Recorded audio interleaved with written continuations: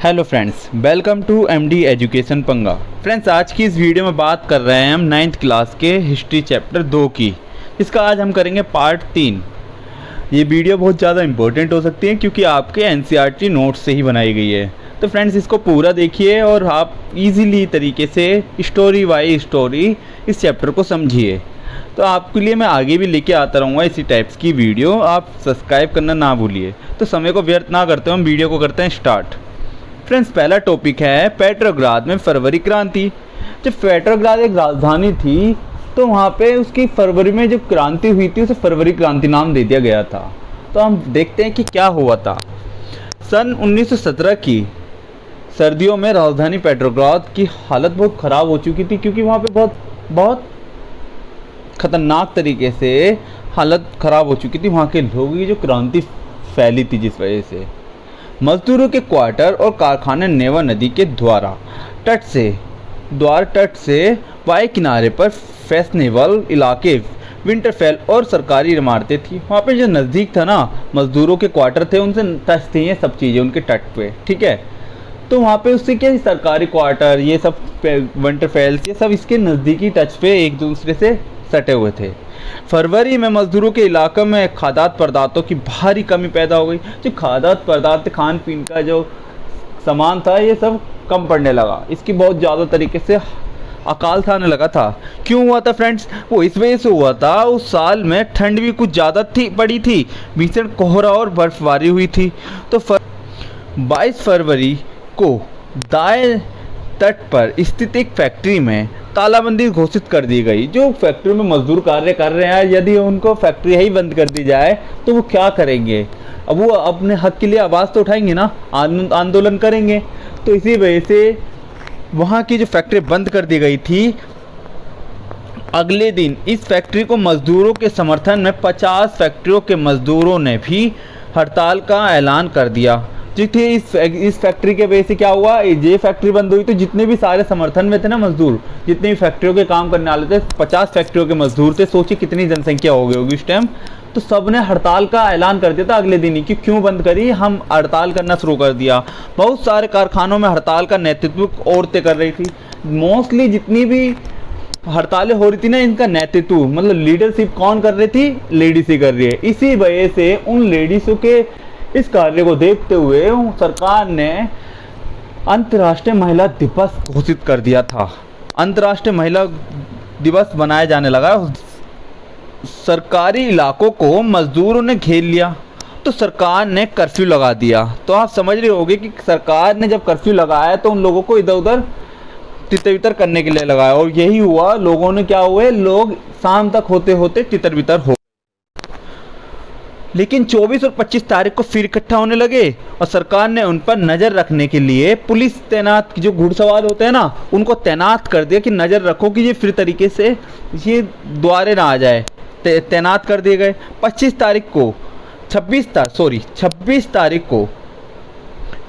तारीख को प्रदर्शनकारी बहुत बड़ी मात्रा में बाएं तट के इलाकों में इकट्ठा हो गए।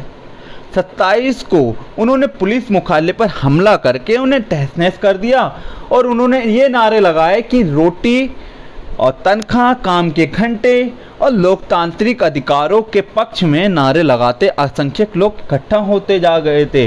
मतलब इन्होंने तहस नहस करने के बाद नारे क्या लगा रहे थे? हमें रोटी टाइम से चाहिए और तनख्वाह हमारे को पूरी चाहिए और काम के घंटे कम चाहिए, और लोकतांत्रिक नारे थे इन्होंने लगा कर ये दिखाया कि हम इसके लिए, हक के लिए लड़ रहे हैं। तो सरकार ने स्थिति पर नियंत्रण कायम करने के लिए एक बार और फिर घुड़सवार सैनिक को तैनात किया। जो सरकार नियंत्रण चाहती थी कि इन पर नियंत्रण किया जाए, तो क्या करा, पुलिस को तैनात कर दिया गया। घुड़सवार पुलिस थी जो। लेकिन घुड़सवार सैनिकों ने प्रदर्शनकारियों पर गोली चलाने से इनकार कर दिया। क्यों? क्योंकि वो खुद उनके ही परिवार के, उनके ही देश के लोग थे, उनके ही घरेलू लोग थे।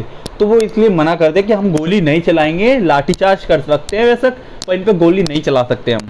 नया टॉपिक है फरवरी के बाद। गर्मियों में मजदूर आंदोलन और फैल गया। जो गर्मी आते आते क्या हुआ, मजदूर आंदोलन और फैल गया। औद्योगिक इलाकों में फैक्ट्रियां बनाई गई, जिससे कि इन कमेटियों के माध्यम से मजदूर फैक्ट्री चलाने के मालिकों के तौर तरीकों पर सवाल खड़ा करने लगे। जिस क्या है, जब कमेटियाँ बनने लगी तो अब लोग क्या है, आवाज़ उठाएंगे। जब इनको ज्ञान आता जाएगा कि हमारे साथ गलत किया जा रहा, तो वो अपने मालिकों के लिए आवाज़ उठाने लगे कि ये गलत हो रहा है, या हमारे साथ तुम गलत कर रहे हो।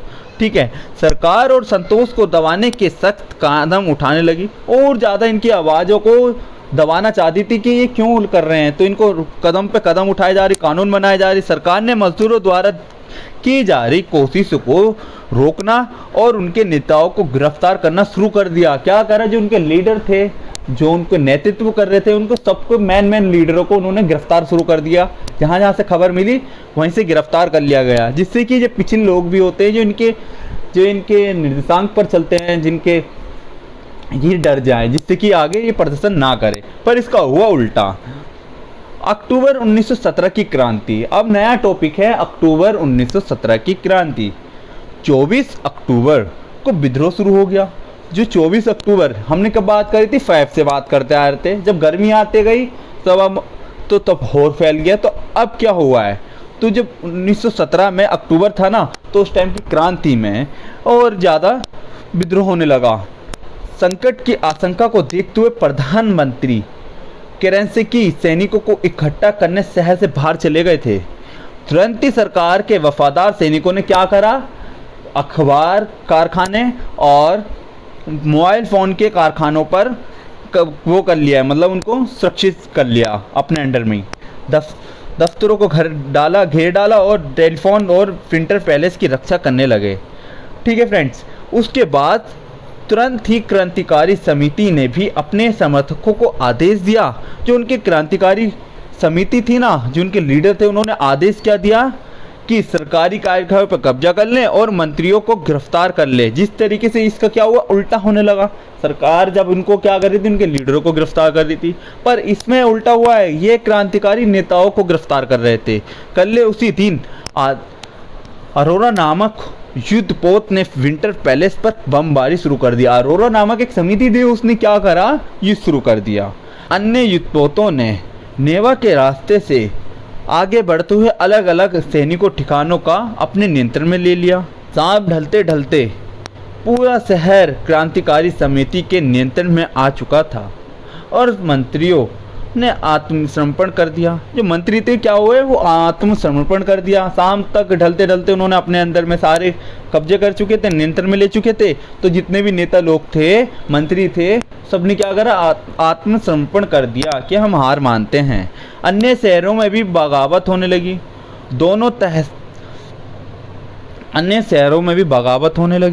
दोनों तरफ से जमकर गोलीबारी हुई, खास तौर से मॉस्को में। लेकिन सितंबर तक मॉस्को, पेट्रोग्राद इलाकों पर बोल्शेविकों का नियंत्रण स्थापित हो चुका था। जो बेलाशविकों था ना, उसका नियंत्रण हो चुका था। वो भी एक समिति थी। ठीक है फ्रेंड्स, बात करते हैं नए टॉपिक की। अक्टूबर के बाद क्या बदला, मतलब कहने का मतलब जो है, जो अक्टूबर था ना, उसके बाद क्या बदलाव आए, ऐसा जिससे कि क्या परिवर्तन आए अक्टूबर के बाद। ज़्यादातर उद्योगों और बैंकों का नवंबर 1917 में ही राष्ट्रीयकरण किया जा चुका था।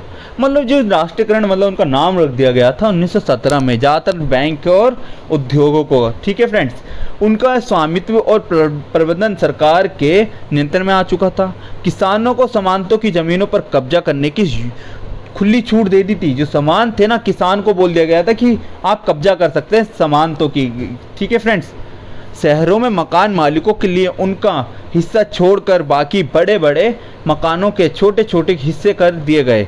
जिससे कि क्या है, जिसके पास 10 मकान थे, उसमें से उसको 1 मकान दिया गया, बाकी उसके छीन लिए गए और उसके हिस्से कर दिए गए। जिससे कि उसका पुनः वितरण कर दिया गया। पुनः वितरण से क्या है, जिसके पास छत नहीं थी उसको छत मिल गई, हिस्से कर दिए गए, ताकि बेघर और जरूरतमंद लोगों को भी रहने की जगह दी जा सके। उन्होंने अभिजातीय वर्ग द्वारा पुरानी पद्धतियों को इस्तेमाल में रोक लगा दी। जो पुरानी परंपरा थी ना, अभिजात वर्ग ने क्या करा, उन्होंने रोक लगा दी है और उसको नई परंपरा को चलाने लगे। ठीक है फ्रेंड्स, तो अब बात करते हैं हम नए टॉपिक की, गृह युद्ध, घर का युद्ध। ठीक है, घर का युद्ध का मतलब ये नहीं है कि आपके घर का युद्ध, इसका मतलब है शहर का युद्ध। शहर का रूस के शहर का युद्ध। तो वो क्या हुआ, रूस एक घर हुआ, उसके घर का युद्ध क्या हुआ, उसके अंदर ही, जिसे गृह युद्ध कहा गया। जब वेलास्कियो ने जमीन के पुनर्वितरण का आदेश दिया तो रूसी सेना टूटने लगी, क्योंकि वो ज़्यादातर सिपाही किसानी तो थे, इसलिए वो टूटने लगे कि हमारा घर वर छीन लिया जा रहा है उनसे। तो वह भूमि के पुनर्वितरण के लिए घर लौटना चाहते थे, इसलिए सेना छोड़कर जाने लगे। क्या करा उन्होंने, देखा ना कि पुनर्वितरण हो रहा तो क्या करेंगे, वो अपना सेना को छोड़कर अपने घर आने लगे थे। व्हाइट्स में जो निजी संपत्तियों के हिमायती थे, उन्होंने जमीन पर कब्जा करने वाले किसानों के खिलाफ काफ़ी सख्त रवैया अपनाया। क्या करा उन्होंने, सख्त रवैया अपनाने लगे थे। तो फ्रेंड्स, अब बात करते हैं नए टॉपिक की, समाजवादी समाज का निर्माण। समाजवादी जो समाज था ना, उसका निर्माण कैसे हुआ, क्यों हो रहा था, आपको मैं पिछले में बता चुका हूँ। समाजवादी कौन सा समाज था, और बहुत सारे समाज के बारे में बता चुका हूँ, रूढ़िवादी, रेडिकल्स, इनके बारे में बता चुका हूँ। तो अब आप बात करते हैं समाजवादी। गृह युद्ध के दौरान वेलास्कियो ने उद्योगों और बैंकों के राष्ट्रीयकरण को जारी रखा। उन्होंने किसानों को उस जमीन पर खेती की छूट दे दी जिसका समाजीकरण किया जा चुका था। क्या करा उन्होंने, किसानों को उस जमीन पर खेती की छूट दे दी थी जिसका समाजीकरण किया जा चुका था। शासन के नियोजन मतलब कि प्लानिंग के साथ जो बनाई थी ना, उसकी व्यवस्था कि इतने लोगों को इतना मकान दिया जाए, सबको वितरण किया गया। तो क्या करा, छूट दिया जाए। अफसर इस बात को हिसाब लगाते थे कि अर्थव्यवस्था किस तरह काम कर सकती है। इस आधार पर उन्होंने पंचवर्षीय योजना बनाना शुरू की। पहले दो योजना 1927 से 32 और 1933 से 1938 के दौरान, दूसरी योजना ये है इसके बीच में, मतलब 5 साल का गैप है।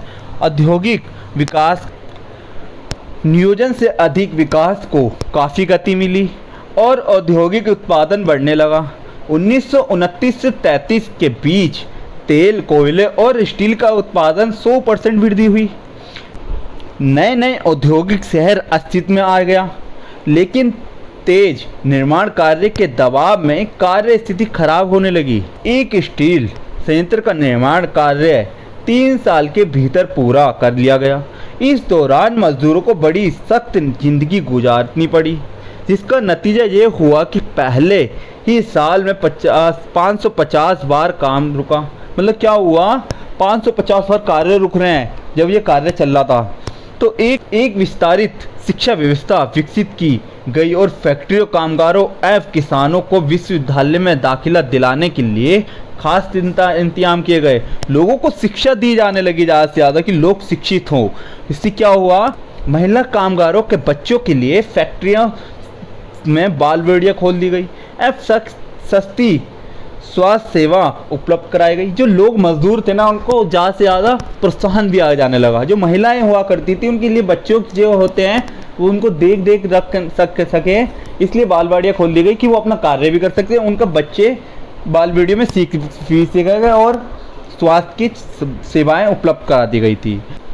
मजदूरों के लिए आदर्श रिहायशी मकान बनाए गए, लेकिन इन सारी कोशिशों के नतीजे सभी जगह एक जैसे नहीं रहे, क्योंकि सरकारी संसाधन सीमित मतलब रुके हुए थे, ज़्यादा संसाधन नहीं थे, सरकारी संसाधन थे। तो इसलिए ये क्या है, इनकी कोशिशों ज़्यादा नहीं चल सकी थी। ठीक है, हर जगह एक जैसी नहीं मानी जाती थी। तो फ्रेंड्स, अब बात करते हैं हम नए टॉपिक की, स्टालिनवाद और सामूहिकरण। नियोजित अर्थव्यवस्था का शुरुआती दौर खेती के सामूहिक से पैदा हुई, तबाही से जुड़ा हुआ था।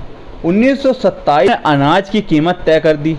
उनसे ज़्यादा कीमत पर कोई अनाज नहीं बेच सकता था, लेकिन किसान उस कीमत पर सरकार को अनाज बेचने के लिए तैयार नहीं थे। क्या कर रहे थे, सरकार ने कम कीमतें गिरा दी अनाज को ज़्यादा से ज़्यादा खरीदने के लिए, पर किसान तो अब नुकसान में नहीं देंगे ना। तो फिर क्या किया जाता था उनके साथ। 1928 में पार्टी के सदस्यों ने अनाज उत्पादन इलाकों का दौरा किया। उन्होंने किसानों से जबरन अनाज खरीद और कुल के ठिकानों पर छापे मारे। कुल से आप समझ रहे होंगे कि कुल टोटल नहीं है, कुल का मतलब है जो रूस के संपन्न मतलब बड़े बड़े व्यापारी हुआ करते हैं ना, उनसे उनके ठिकानों पर जो उन्होंने छुपा कर रखे थे अनाज। तो क्या करा उन्होंने, उनसे छापे मारकर उनसे छीन लिया। ठीक है। और फिर उनसे क्या करा गया, जब इसके बाद भी अनाज की कमी बनी रही, मतलब अकाल पड़ गया तो क्या कर रही थी सरकार, उन किसानों से लेके आ रही थी अनाज, कोशिश कर रही थी कि पूर्ति की जा सके, परंतु ये क्या इसका नहीं हो सका था, उससे भी कुछ नहीं हुआ था। उसमें संपन्न किसान को कुल कहा जाता था। जब इसके बाद भी अनाज की कमी बनी रही तो खेतों के समीकरण का फैसला लिया गया। समीकरण के बावजूद उत्पादन में नाटकीय वृद्धि नहीं हुई। 1930 से 33 की खराब फसल के बाद वो सोवियत इतिहास का सबसे बड़ा अकाल पड़ गया, जिसमें 40 लाख से ज़्यादा लोग मारे गए थे। जब क्या करा, अनाज का जब अकाल पड़ गया था तो लोग 40 लाख से ज़्यादा लोग मारे गए थे। Thank you friends. तो ये वीडियो आपको पसंद आए तो लाइक एंड सब्सक्राइब करना ना भूलें, और मेरे को आप फॉलो भी कर सकते हैं इंस्टाग्राम आईडी MD एजुकेशन पंगा। तो फ्रेंड मुझे फॉलो कीजिए, और आपको अगर और भी रिलेटिव्स वीडियोस चाहिए तो आप कमेंट्स में कीजिए, बताइए, और इसके मैं क्वेश्चन आंसर्स भी लेके आऊँगा।